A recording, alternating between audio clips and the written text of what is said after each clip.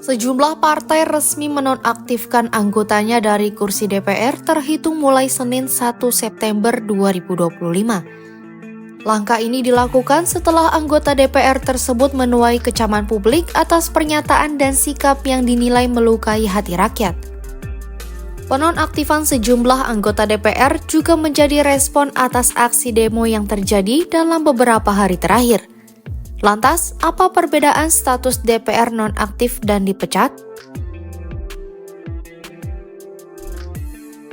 Anggota DPR yang dinonaktifkan tidak sama statusnya dengan dipecat.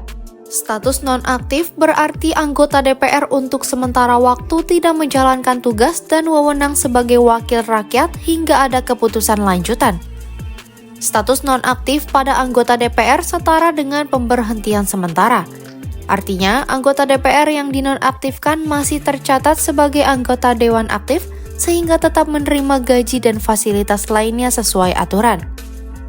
Sejumlah anggota DPR seperti Ahmad Syaroni, Nafa Urbah, Eko Patrio, Uya Kuya, dan Adis Kadir tidak kehilangan statusnya sebagai anggota DPR dan mereka masih tercatat sebagai anggota Dewan Aktif.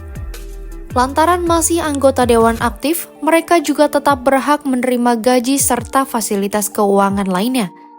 Hal ini diatur dalam pasal 19 Peraturan DPR Nomor 1 Tahun 2020 tentang tata tertib. Dalam pasal 19 ayat 4 disebutkan bahwa anggota yang diberhentikan sementara tetap mendapatkan hak keuangan mulai dari gaji pokok, tunjangan suami istri, anak, jabatan, kehormatan, komunikasi, hingga tunjangan beras.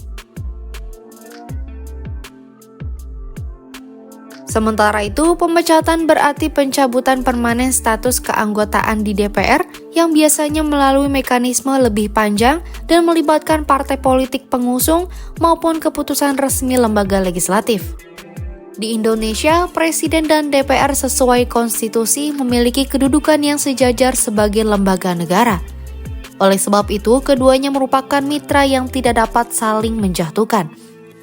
Hal ini sebagaimana tertuang dalam pasal 7 CUUD 1945 yang menyatakan Presiden tidak dapat membekukan dan atau membubarkan DPR. Selain itu, Presiden juga tidak bisa memberhentikan anggota DPR dan tidak memiliki kewenangan untuk memecat anggota DPR. Namun, pemberhentian anggota DPR dapat diusulkan oleh Ketua Umum Partai dan Sekretaris Jenderal kepada pimpinan DPR dengan tembusan kepada Presiden. Berikut sejumlah alasan yang menyebabkan anggota DPR dapat diberhentikan.